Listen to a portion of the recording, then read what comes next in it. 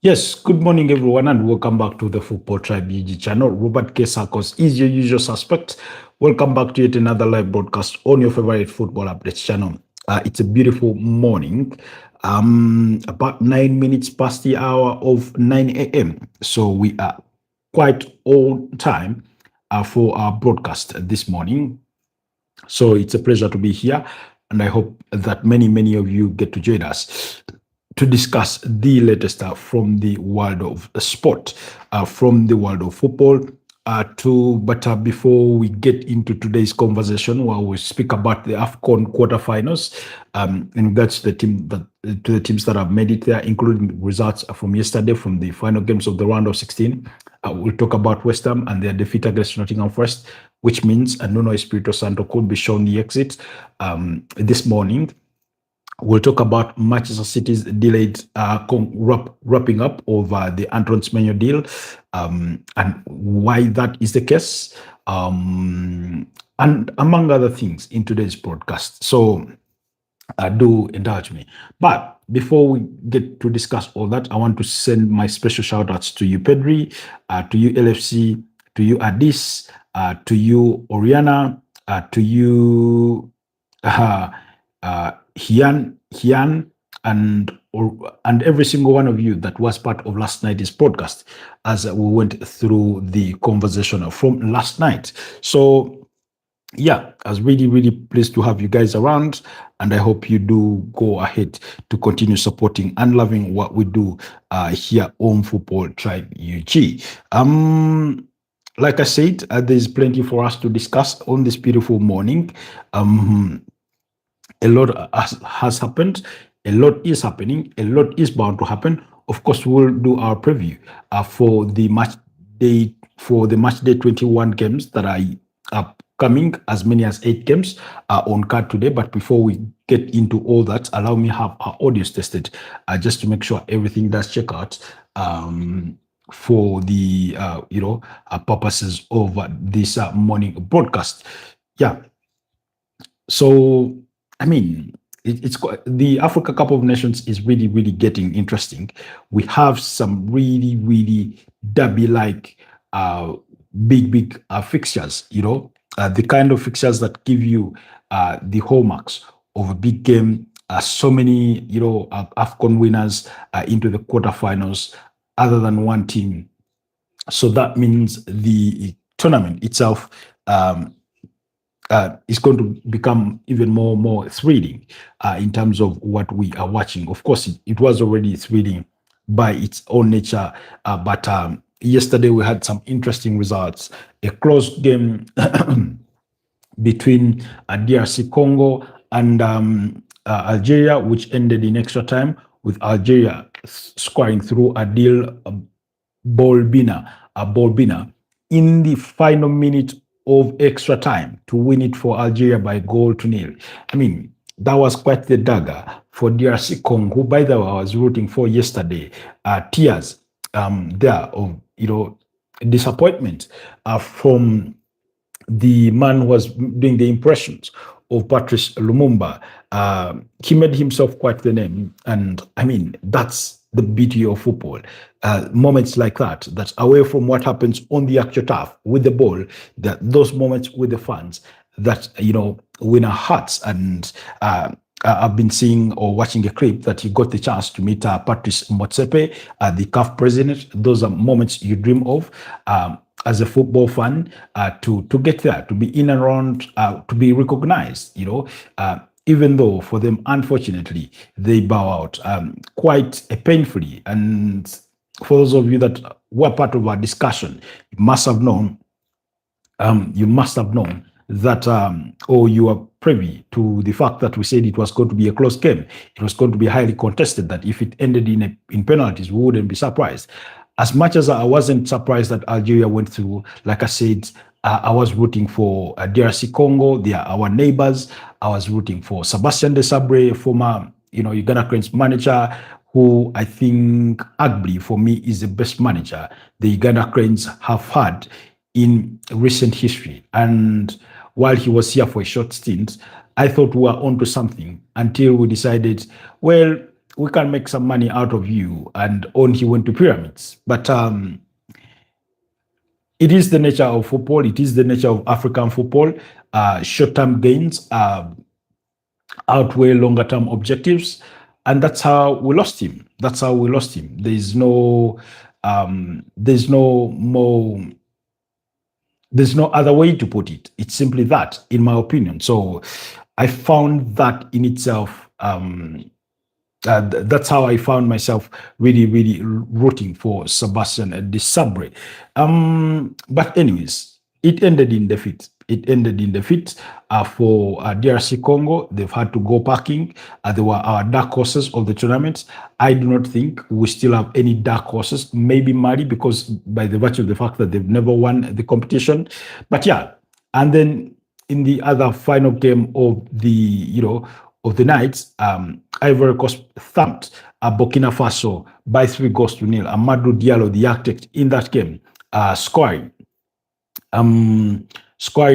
and providing an assist. He scored in the 20th minute.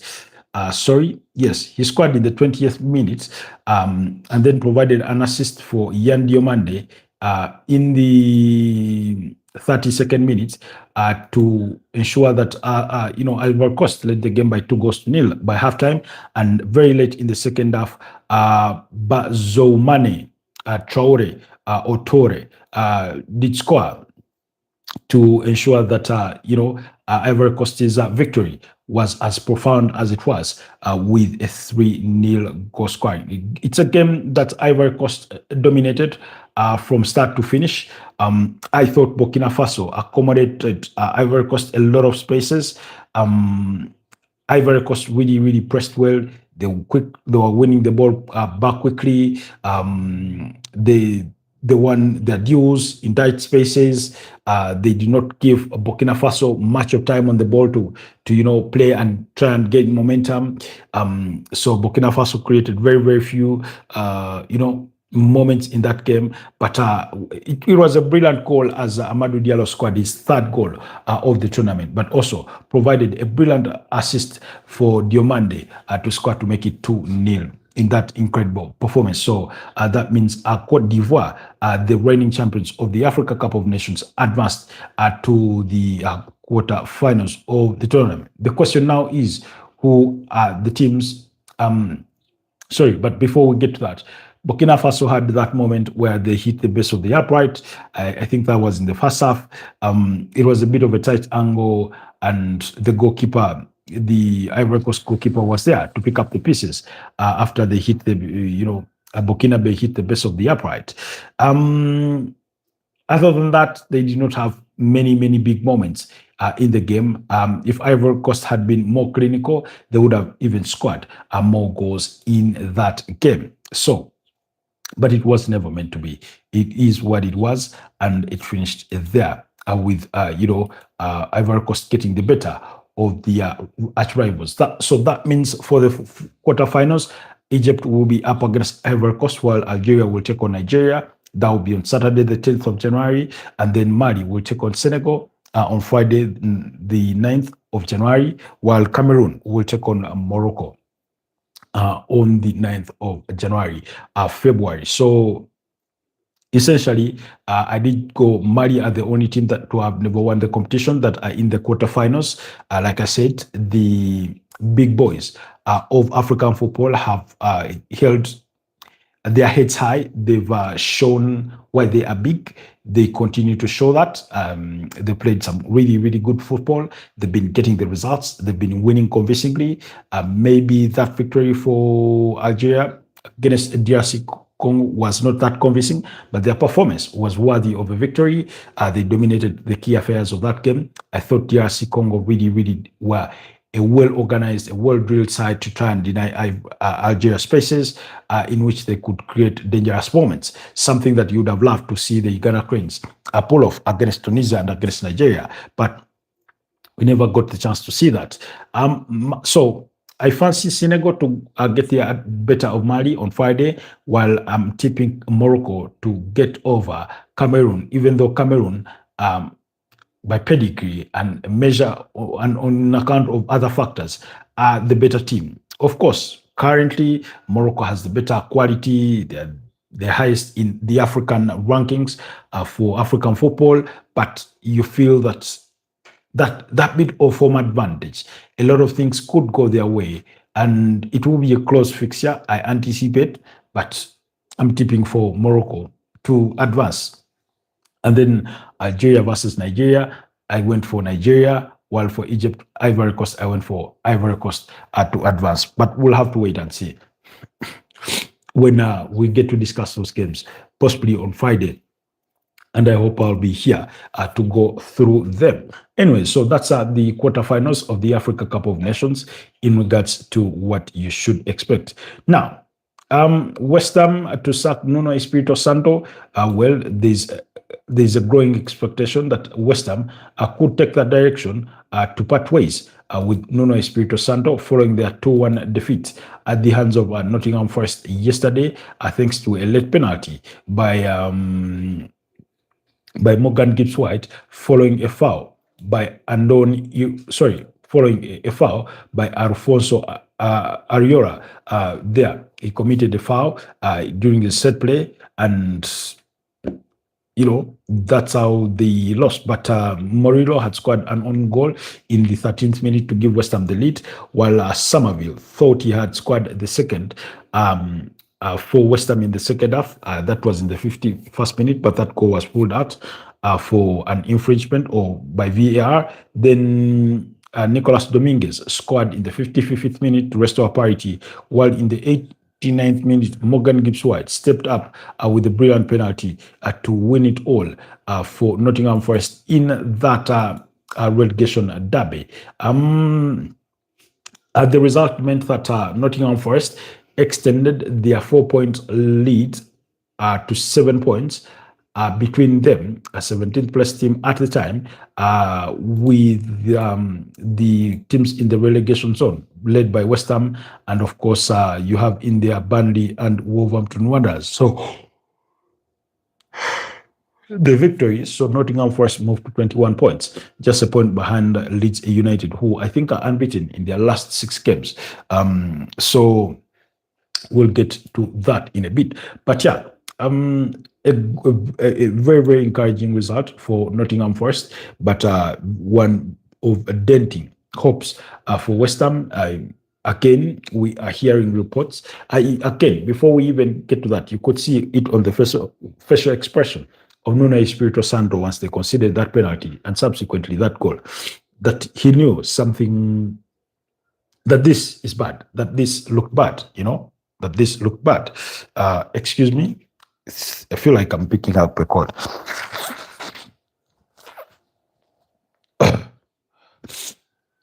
So, and then immediately after the game, we did start to hear reports that Nuno Espirito Santo is set to be sacked from his managerial role at West Ham. Understand discussions did take place ahead of the Nottingham Forest game regarding potential replacements, and we are also hearing that West Ham requested to speak to Michael Carrick, former Middlesbrough boss, regarding perhaps what they deem will be soon be a vacant role at West Ham United. And I don't know, for all the problems that West Ham have gone through, I do not want to blame it all on the managers, even though they have a part to play, because after getting rid of David Moyes and bringing in Julen Lopetegui, for whom it did not work out, who was then sacked, and then you bring Nuno Espirito Santo. I mean, for me, I've taken issue with West Ham's recruitment. I think their recruitment has been poor. Their star players, these respective managers have not gotten the best out of them. Players like Lucas Paqueta, players like Gerard Bowen, players like Thomas Soucek, and now I've had reports that they did reach an agreement to terminate Callum Wilson's contract early. For a team that struggles to score goals, you need any goal scorer in the team, unless you're convinced that you're going to get a bright Erling Haaland who can hammer in the goals, provided you create the chances. So, and yet that is not the case. So, It feels like they're making so many decisions are wrong off the pitch before they get to the actual pitch. So, and that's really, really concerning for me. But I mean, otherwise, they could get relegated. I know we still have 18 games left to the season, and if pick yourself up, you can still bounce back and avoid relegation. But by their own trajectory of results, they've not sent any signal that they are capable of that. They do not defend well. They do not score enough goals. And so it leaves them really, really wanting. Anyways, let's move away from West Ham and the possibility of sacking Nuno Santo and the possibility of Michael Carrick perhaps taking over the reins. So quickly to Manchester City, we know that today Antoine Semenyo will play his final game in AFC Bournemouth colours against Tottenham Hotspur at the Vitality Stadium. Now, after that, on Thursday, he will undergo a medical to complete his £65 million move from AFC Bournemouth to Manchester City. So I've been wondering over the last couple of days why Manchester City had not wrapped this deal quicker, and yet we knew very early on in the month that one, a deal had been struck in principle, that payment terms had been agreed, or a payment structure, that personal terms had already been agreed with the player who chose Manchester City over other candidates or over other big teams that were interested in his signature, including Chelsea, including Manchester United, including Liverpool, and Tottenham Hotspur, by the way. But it did occur to me that Manchester City had wanted Antoine Semenyo to first play some big games for Bournemouth before switching allegiances. And I say that particularly because in and around that period, so he's had to play Arsenal. Perhaps in their school of thought, he would, help dent Arsenal's title hopes. He's had to play Chelsea, and they played to a 2-2 draw. He's had to play now Tottenham Hotspur. This is Van. Hi, Van. Hello, my brother. Good to have you on the broadcast. It's a pleasure to have you around. Good morning to you too. I hope you're doing okay. So, with that in mind, I thought, come to think of it, that was the intention for Manchester City all along, to get Antoine Semenyo to play Chelsea against Chelsea. If they drop points, that's a good thing for Manchester City. If he plays against Arsenal and they drop points, that would have been a very, very good thing for Manchester City. If he plays against Tottenham Hotspur and they drop points, that's a good thing for Manchester City, in the grand scheme of things. Whereas Tottenham seem a bit distant on the Premier League log from Manchester City, at least Arsenal are ahead of Man City, and Chelsea are in and around at the ballpark of where Manchester City are, even though the point gap between Manchester City and Chelsea is now to 11 points, but you need every advantage that you can get. So I found that, a bit suspicious. I hope I'm wrong, but there must be a side of truthfulness to that. Then former Manchester United manager Erik ten Hag has been appointed as the new technical director at FC20. But speaking of Manchester United, we do understand that Ole Gunnar Solskjaer held positive talks with his former club as a player and as a manager to take on the role of manager on an interim capacity, or head coach on an interim basis when Darren Fletcher is currently the one in charge. Bro, how the heck Chelsea sacked Maresca? Let me answer that in a bit. So, Ole Gunnar Solskjaer is leading the contenders for that role, but the club did also speak to Michael Carrick and Ruud van Nistelrooy as possible interim replacements for Ruben Amorim until the end of the season, as they await to make their decision. on who to replace with.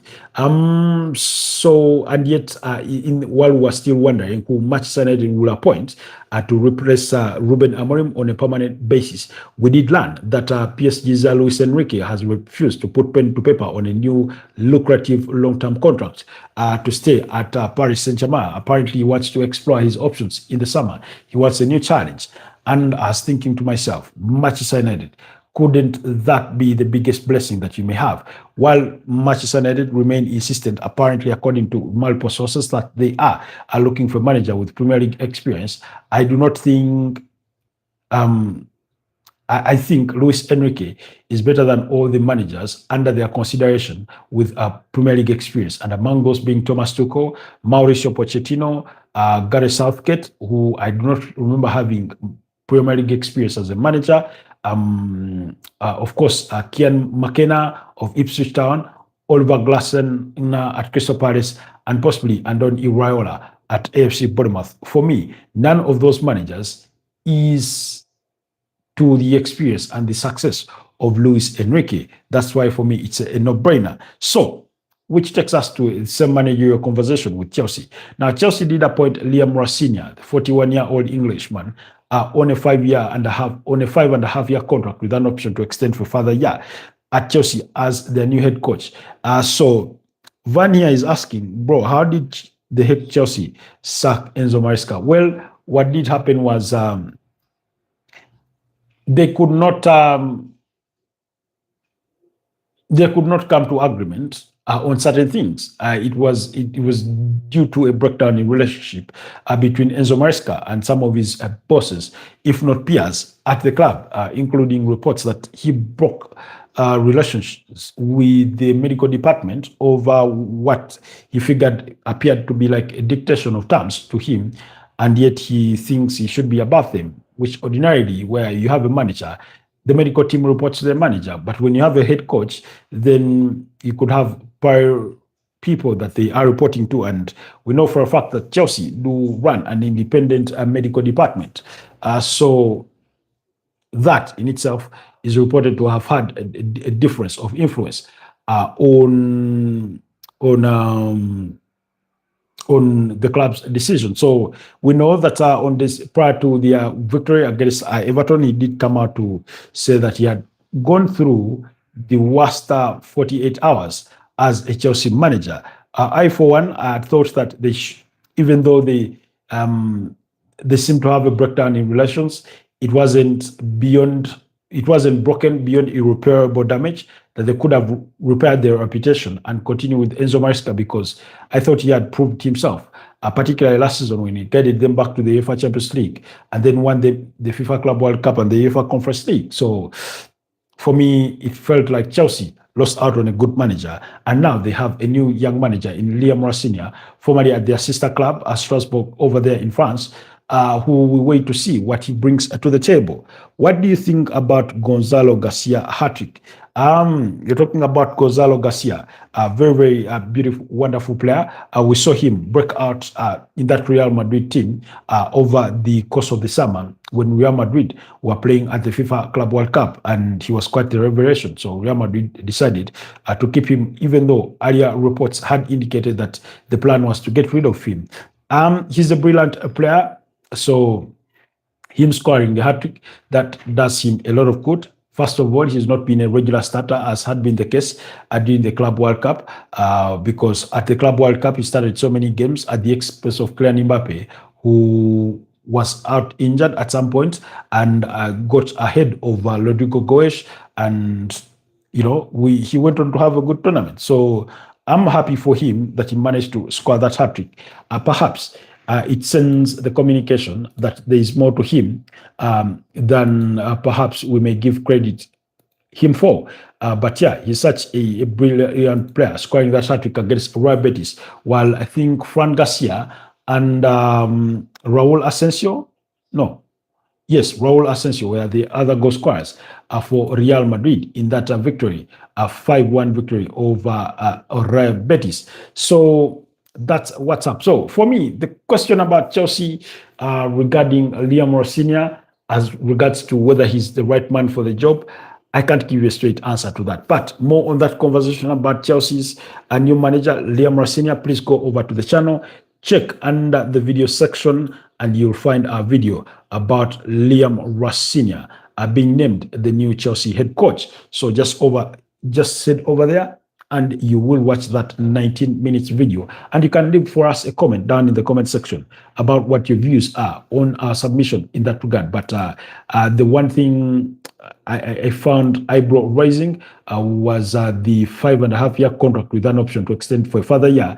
My first thought was, haven't Chelsea learned enough from their previous mistakes of handing out bumper contracts? For example, Graham Potter, I think, had been under a 6-year contract, but he could not see even through the Chelsea project for a period of 1 year before he got shown the exit. Look at Enzo Maresca, 18 months in and he's been shown the exit despite having put pen to paper on a 5-year contract with an option to extend it for a further year. So have they not learned for themselves? So, bro, how come Gonzalo Garcia hat-trick already put people who call the next Messi, Lamine Yamal, has not won hat-trick?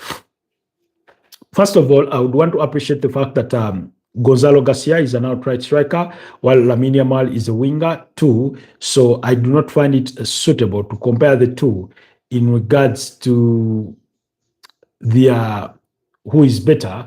But also, I do not think that scoring a hat-trick is what determines a great player or otherwise. I do not think that is the case. Maybe one day he will get to score the hat-trick or even many more hat-tricks for Lamine Yamal. But of course, this season, injury problems contributing to his slowness. He's been a bit of an underperformer in comparison to his own standards from last season. That's for Lamine Yamal. So I do not want to use Gonzalo Garcia's hat-trick to bring down Lamine Yamal in any case, because it's just a hat-trick. Whereas I don't want to make it that simplistic. Like I said, him scoring a hat-trick, if he can't consistently do those things, then he won't be a great player. You know, great players are players that do things consistently, game in, game out, year in, year out. You know, so we'll have to wait and see what he is indeed capable of in the long run, as opposed to just the short run. So that's what's happening with some of your respective teams. Now, there are ongoing speculation or reports that apparently Arsenal are interested in resigning Matteo Guendouzi from Lazio. And I do understand that apparently they have an £18 million buyback clause. My question, as soon as I heard these rumors, was, has he suddenly had a change of character because they did not see eye to eye with Mikel Arteta on his discipline, that they had to let him go. Excuse me, that they had to let him go. So really, I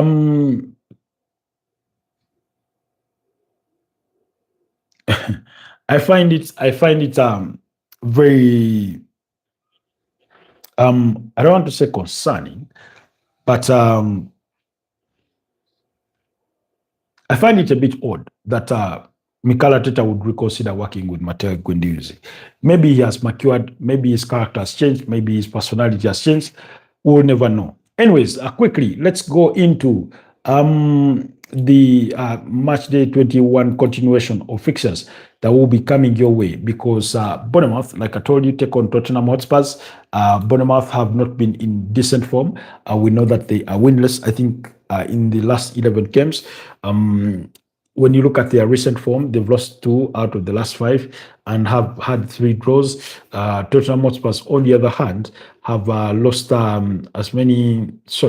they've lost 2, 1-1, and drew 2. So they themselves, form-wise, are not doing that much better, even though we know that Tottenham have been really, really brilliant, or almost brilliant, away from home as compared to when they are playing at home. So for Bournemouth, a team that struggles to, or has struggled to win a game of football since late October, I find it difficult to give them a win for this one, even though they are a very, very brilliant team. Make no mistake. And last season, they're among a teams that did not get beat by Tottenham, because at the Tottenham Hotspur Stadium, it ended in a 2-all draw, while at the Vitality Stadium, they beat up against Tottenham Hotspurs by a goal to nil. Just this season, the two sides met, and Bournemouth beat up against Tottenham Hotspurs by a goal to nil last season, but one. Tottenham beat up against Bournemouth by 3-1 and 2-0 at the Vitality Stadium. So it was a home and away victory for Tottenham Hotspurs. Thomas Frank is under enormous pressure for results following the recent sacking of Ruben Amorim and Enzo Maresca. He could be next because his results have been wanting for Tottenham. Excuse me.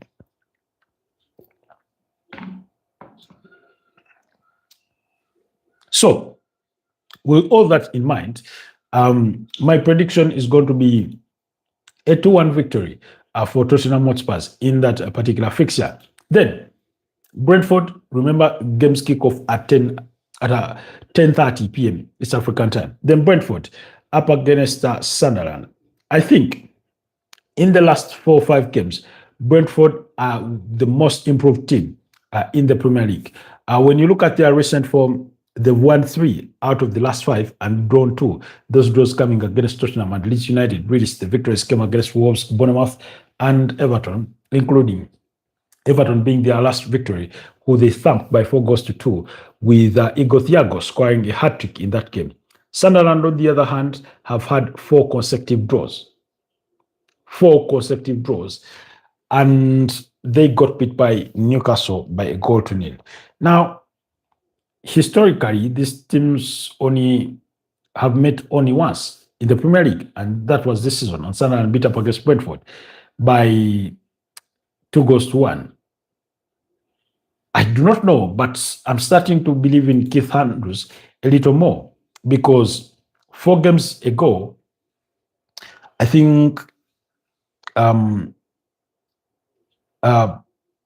are now just within a point behind Manchester United and Chelsea. And yet, at the start of the season, I thought they would be relegation candidates. But look how they've surprised us all. So I understand that Sunderland are good. They're bound to welcome back some of their players that had gone away for AFCON, the likes of Noah Sadiq, who was representing DRC Congo, among others. But I think Sunderland have played a lot of difficult games recently, including that game against Manchester City, including the game against Tottenham Hotspurs, the game against Leeds and Brighton. So I'm going to go for a 2-1 victory for Brentford over Sunderland. That's my prediction for that game. Then Crystal Palace play away to Aston Villa. Crystal Palace have been really, really shambolic lately. They've not posted the results. They've lost as many as 4 of their last 5 fixtures, losing to Man City by 3-0, to Leeds by 4-1, to Tottenham Hotspurs by a goal to nil, a draw to Fulham in a 1-all draw, and lost to Newcastle by 2-0. Really, Aston Villa, on the other side, have been nothing shy of immaculate, because other than that loss to the Arsenal on match day 19, they have been really unstoppable in their last 5, beating up against West Ham, Man United, Chelsea, and Nottingham Forest quite convincingly. So when the two sides met in the first round, Aston Villa got beat by 3-0 at Villa Park, but the Villa that Crystal Palace beat in late August is quite different from the Villa that we have today. So it's a fixture that Crystal Palace have won on the last 2 meetings. They know how to beat this Aston Villa side. Like I said, they beat them by 3-0. Last season, they beat Aston Villa at Selhurst Park by 4-1. Really, the reverse fixture had ended in a 2-all draw. Last season, but one, Crystal Palace beat up against Aston Villa by 5-0, and that was at Selhurst Park. And then Aston Villa won the earlier fixture at Villa Park by 3-1. Now, I understand that excuse me. I understand that Crystal Palace have not looked good. I understand that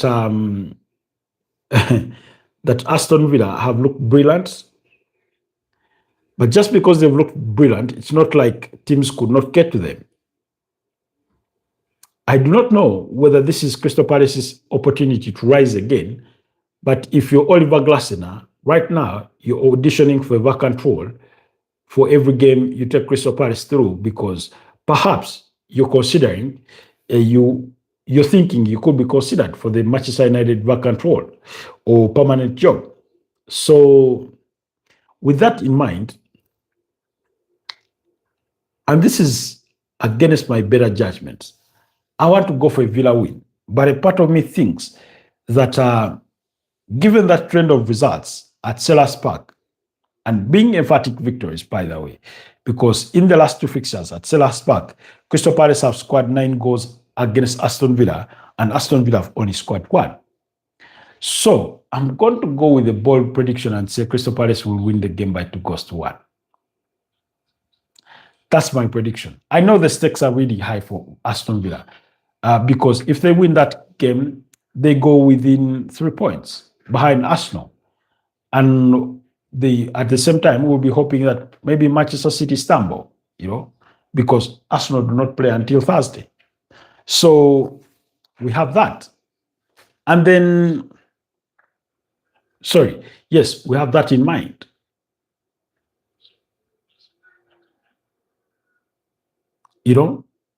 So I think on it,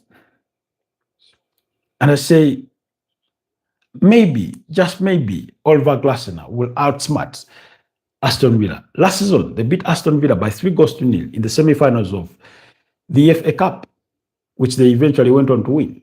So I'm going to go 2-1 Crystal Palace there. Yeah. Everton against Wolverhampton Wanderers. Everton should be looking to bounce back from that shambolic performance against Brentford, losing that game by 4-2. That means they've lost 3 out of the last 5. Everton then have drawn 1 and 1-1 against Nottingham Forest. Wolves have 1 win, which was their first win of the season when they beat West Ham United by 3-0, prior to which they had shared the spoils in a 1-1 draw against Manchester United. Other than that, they lost to Liverpool, Arsenal, and Brentford. So the first encounter ended in victory for Everton, who won the game by 3-2. Last season, Everton blew away Wolves, beating them by 4-0 at Goodison Park. Really, the reverse fixture ended in a 1-1 draw. Then the season before that, Wolverhampton Wanderers beat up against Everton, home and away, 3-0 and 1-0. Now, I do not know if that victory over West Ham is sufficient inspiration to guide Wolves into winning their second consecutive game this season. I'm hoping David Moyes and his players will respond and win this game by 2-1. It will be close, or I anticipate it to be close, but Everton to come out on top. Then, a difficult London derby between Fulham and Chelsea. We know that Fulham in recent times have been in decent form. They've won 3 fixtures. They've drawn 2 in their last 5, winning away to Burnley, winning at home against Nottingham Forest, and away to West Ham, drawing away to Crystal Palace, and at home against Liverpool, needing that late equalizer through Harry Reid. And then Chelsea on the other side, only 1 victory in the last 5. That victory coming up against Everton, 3 draws, 2-2 against Newcastle and Bournemouth, and 1-1 against Manchester City. Really, they lost to Aston Villa by 2-1. So Chelsea won this fixture earlier on by 2-0, while last season Chelsea beat Fulham away from home by 2-0, and then Fulham beat Chelsea at Stamford Bridge by 2-1. So you have to go back to the 2023-2024 season to find a home and away victory for Chelsea up against Fulham. So Chelsea have the quality players. Fulham promised to deliver the organization. and the fights that we've seen in them in recent times. And on that note,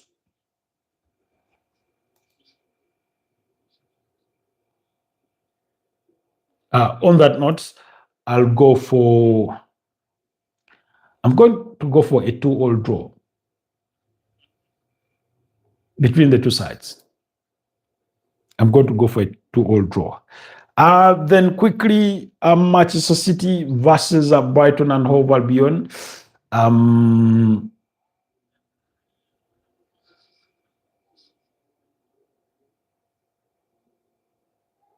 Manchester City versus Brighton and Hove Albion. Difficult game. Brighton are one of the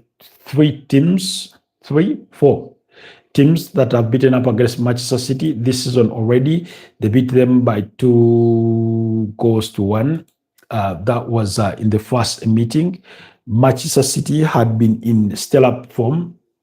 Of course, they are still unbeaten in the last 8 fixtures, winning 6 and drawing only 2. They've drawn the last 2 games against Sunderland and Chelsea.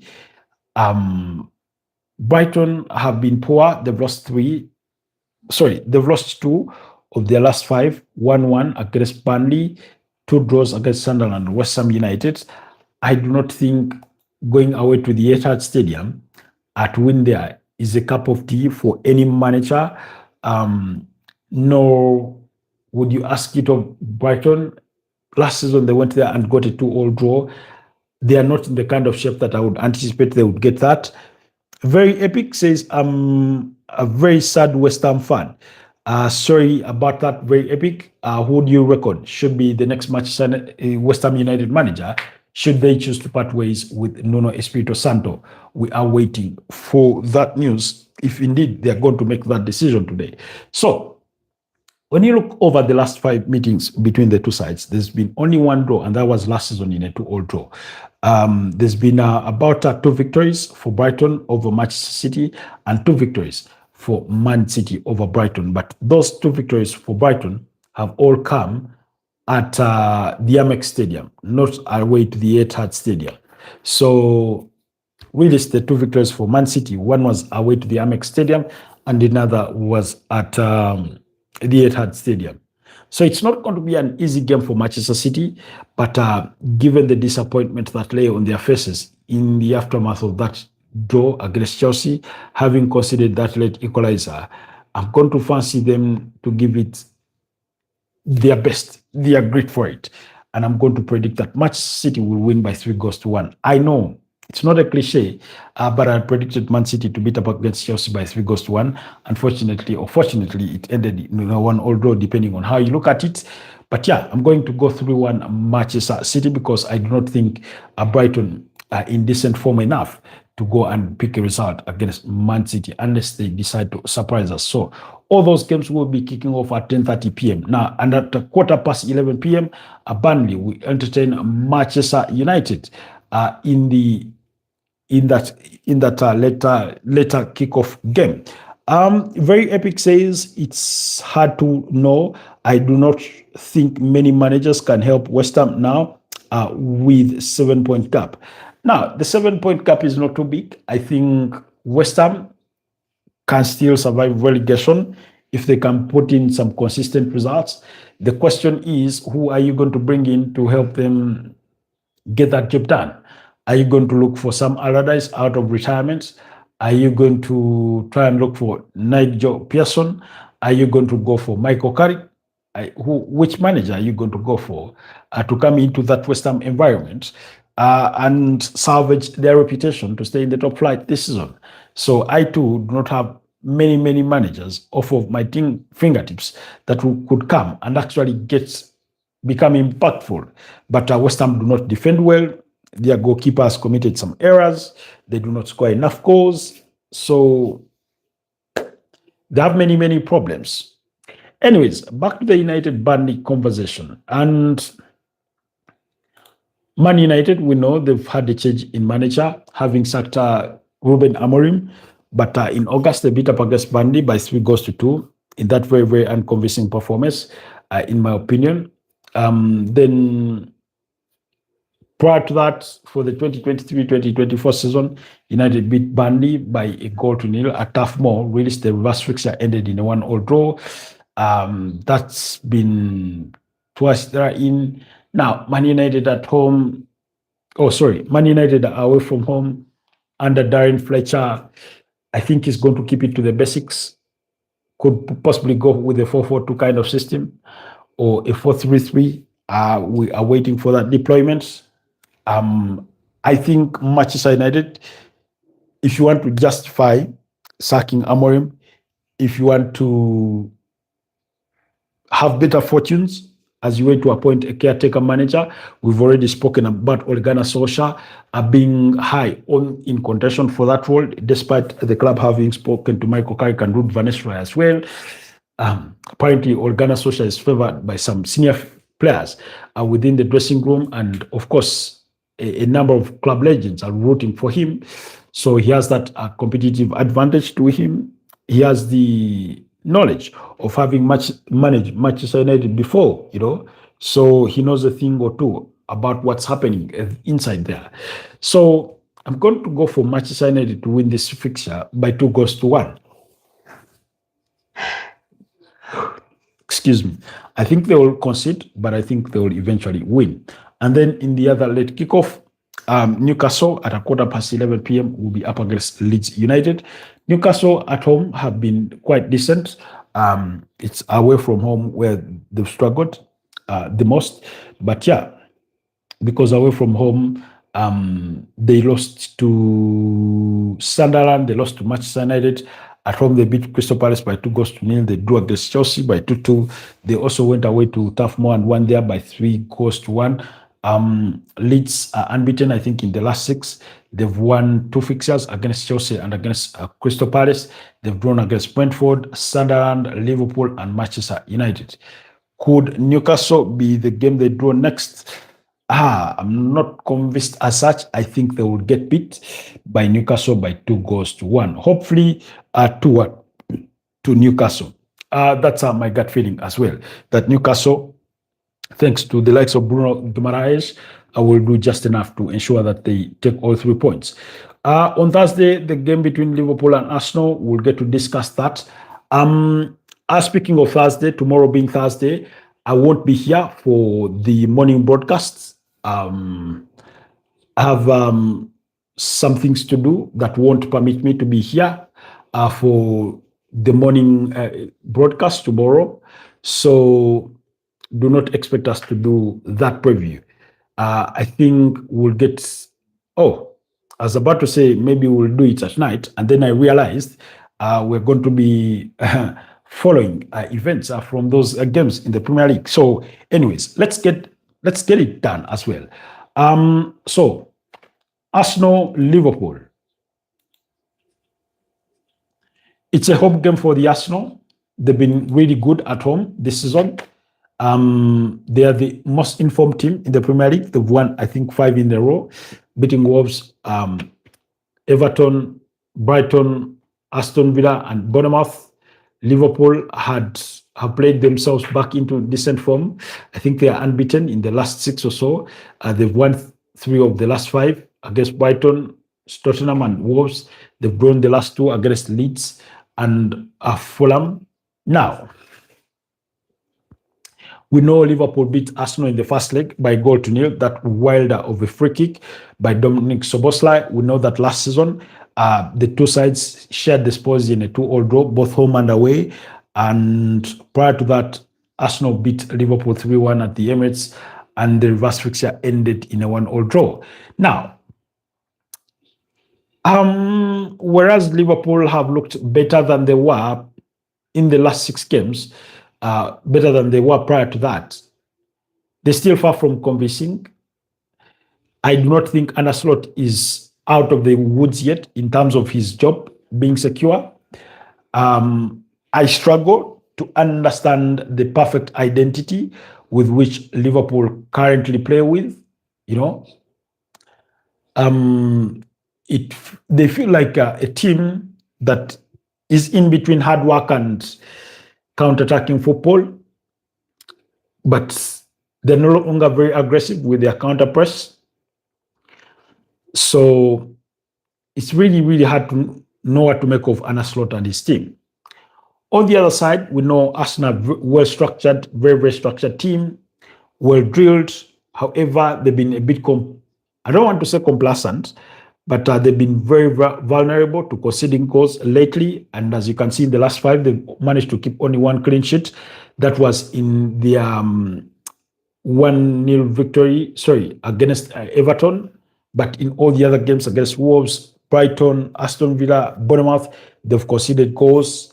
Against Bournemouth, they were the architects of their own downfall.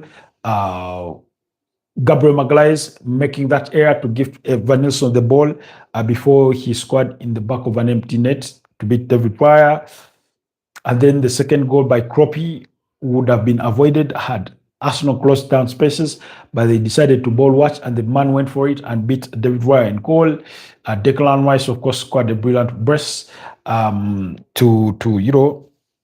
to win it for the Arsenal, while Gabriel Magalhaes had also scored earlier on in the 16th minute to cancel out Evan Nilsson's 10th minute lead. So he made amends to his own mistake, but they've looked vulnerable to conceding. But yeah, very epic says Arsenal 3-1 Liverpool is my feeling. Arsenal are more consistent with Liverpool and they can beat anyone at home. Yeah, they've shown us that they can beat up against anyone at home, whether it's been in the Champions League, whether it's been in the Premier League. Arsenal have done that. They've had the beauty of welcoming back some of their players. Ebeleche Eze has been almost a forgotten man in the last 3 or 4 games, been an unused substitute on the bench, because Martin Odegaard is back. He looks to be in better shape, in better form. Martin Zubimendi, Declan Rice, they look impressive. Gabriel Magalhaes and William Saliba are back in that back line. Yuan Timber at right back, left back was Pierre Hiccup. I do not know if the game will come in time for Ricardo Carafiori to have recovered to feature in this one. I do not know. Up front, Bukayo Saka, Leandro Trossard, Victor Gyökeres, or whether it's Noni Madueke or Gabriel Martinelli, they seem to be having the tools. Kai Havertz was omitted from the squad that traveled to AFC Bournemouth. I do not know for what reason. According to Charles Watts, he did say it was to manage load and game management. And I'm thinking to myself, he's hardly kicked a ball in 4 months. And what kind of rest are you talking about here? But anyways, it is what it is. So in the grand scheme of things, I think Arsenal are slightly the better team. Liverpool have had injuries to contend with. Injuries like Cody Gakpo, who returned recently and scored against Fulham, but Isak is out through injury. Mo Salah is away for AFCON, so it doesn't do them much favors missing some of those stars in a game as crucial as that of the Arsenal. Apologies on that internet glitch. Giovanni Leoni has been out through injury. Hugo Ekitike, Arne Slot could not categorically state whether he will be available to play. But he did suffer with a hamstring injury or issue. So Wataru Endo with an ankle injury. So let's wait and see what will come. Excuse me. Or what team Liverpool will assemble to tackle Arsenal. But indeed, Arsenal have the advantage. And by the way, Arsenal could play this game under a bit of pressure because their rivals in Aston Villa and Manchester City will have played a day prior. So that means in itself that if those two sides win, they get to reduce the 6-point gap to a mere 3 points. So Arsenal will need to win against Liverpool to ensure that that 6-point lead at the summit of the standings is maintained. So on that note, therefore, I'm going to also go through one in favor of Arsenal because I think they've just made it a habit to concede goals. They've also made it a habit to miss big chances.